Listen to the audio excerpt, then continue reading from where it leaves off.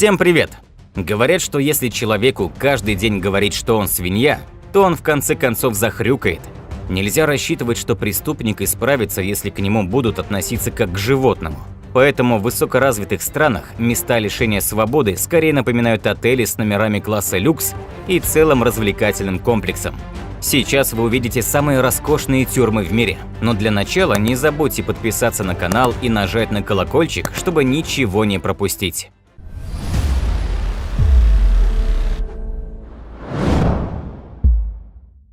Тюрьма Хальден.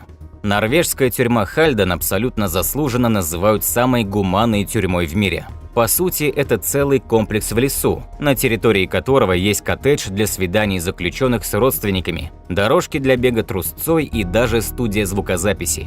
На граффити на стенах, картины и освещение было потрачено $1 миллион. Все это было сделано для того, чтобы снизить психологическое давление и придать немного позитива пребыванию в тюрьме. В воздухе стоит запах апельсинового щербета. Он доносится с кухни, где заключенных обучают кулинарии. Но не все считают подобный подход правильным, ведь преступник должен быть наказан, а пребывание в этой тюрьме больше напоминает отдых в хорошем отеле. Однако в Норвегии считают, что гораздо важнее не наказать преступника, а направить его на верный путь. В Хальдене даже самый законченный человек получит возможность разобраться в себе и пересмотреть свои взгляды на жизнь. Единение с природой, утренняя пробежка в норвежском лесу, медитация, чтение книг и творчество. Кажется, в голову даже самого кровожадного бандита не полезут дурные мысли в такой обстановке.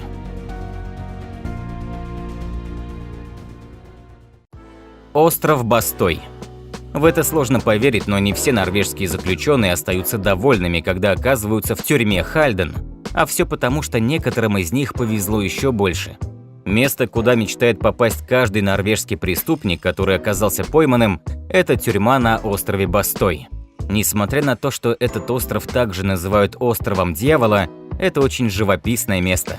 Заключенные здесь не сидят за решеткой, а живут в уютных деревянных домиках. Они свободно могут ходить на любой из многочисленных пляжей острова или играть в теннис на отличном корте. Если вы думаете, что здесь отбывают наказание только те, кто совершил не слишком тяжкие преступления, то вы ошибаетесь. На острове можно встретить и убийц, и насильников. Тем не менее, здесь никогда не было ни колючей проволоки, ни суровых надзирателей с собаками и автоматами. Но все же есть и ложка дегтя в бочке меда.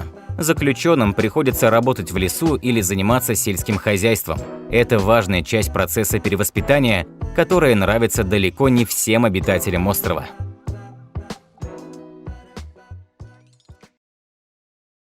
Эддивель.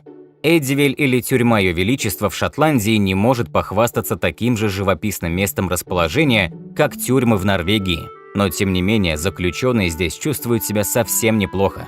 Пусть их камеры и не напоминают номера люкс в 5-звездочных отелях, но каждый заключенный живет в отдельной комнате с собственным санузлом, телевизором и доступом к интернету. Это обучающая тюрьма, где осужденные получают возможность решать поведенческие проблемы, а также осваивать профессиональные навыки для возвращения к гражданской жизни. Заключенные здесь проводят время с пользой, а когда выходят на свободу, то многие из них становились мастерами в каком-либо деле. Согласитесь, это очень даже неплохо, с учетом того, что многие люди тратят большие деньги на образование.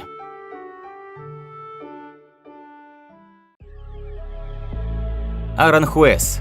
Испанская тюрьма в Аранхуэсе, хоть и не может похвастаться роскошью камер, тем не менее является примером для подражания.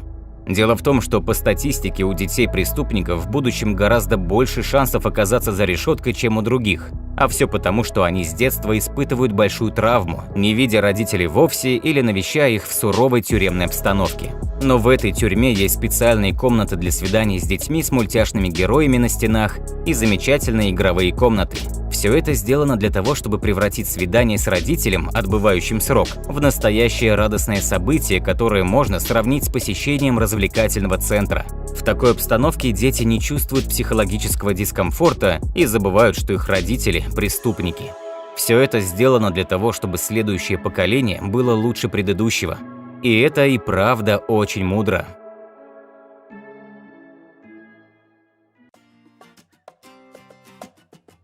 Сан-Антонио. Тюрьму в Сан-Антонио называют местом вечеринок.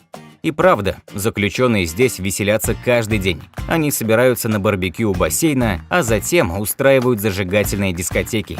Алкоголь, марихуана, здесь ничего не запрещено. В этой тюрьме настолько хорошо, что иногда родные не только навещают заключенных, но и остаются жить с ними вместе, ведь это не запрещено правилами. Сложно объяснить логику руководства. Неужели именно так они видят процесс перевоспитания наркоторговцев, сутенеров или обычных воров? Если у вас есть хоть какое-то предположение, почему заключенные в этой тюрьме ведут настолько праздный образ жизни, пожалуйста, напишите в комментариях.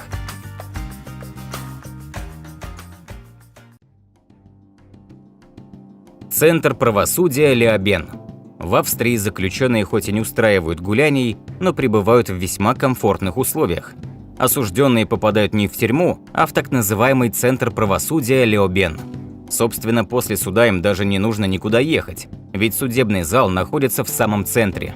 Также там есть гимнастический зал и комфортные комнаты, которые язык не поворачивается назвать камерами, в каждой из которых есть широкоэкранный телевизор и компьютер с доступом в интернет. Снаружи тюрьма больше напоминает современный офисный центр, а не место, где отбывают срок заключенные.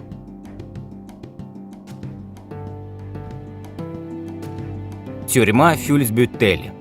Тюрьма Фюльсбютель в Гамбурге после реконструкции стала больше похожа на замок не только снаружи, но и изнутри.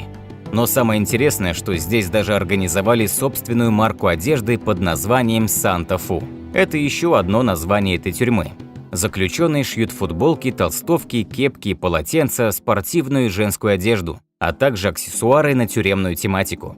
Также любой желающий может приобрести своеобразный тюремный набор Санта-Фу, который включает в себя тюремную зубную пасту, мыло и бритвенные лезвия. Но и это не все.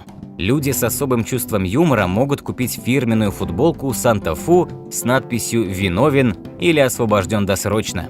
В общем, немцы очень предприимчивый народ.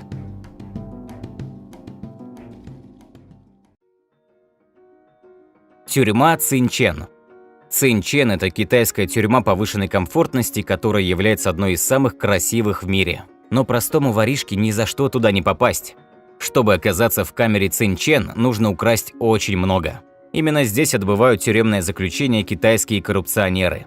Правительство страны отчаянно борется с коррупцией, поэтому люди, занимающие высокие посты, все чаще оказываются за решеткой. Однако было принято решение, что высокопоставленные чиновники не могут находиться вместе с рядовыми преступниками, и для них создали отдельные тюрьмы повышенного комфорта.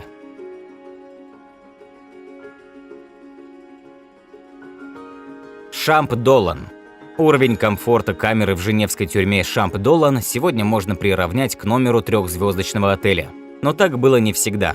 10 лет назад Комитет против пыток Совета Европы раскритиковал условия, в которых содержались заключенные, и страна выделила $40 миллионов и превратила тюремные камеры в комфортабельные комнаты на 3 человек.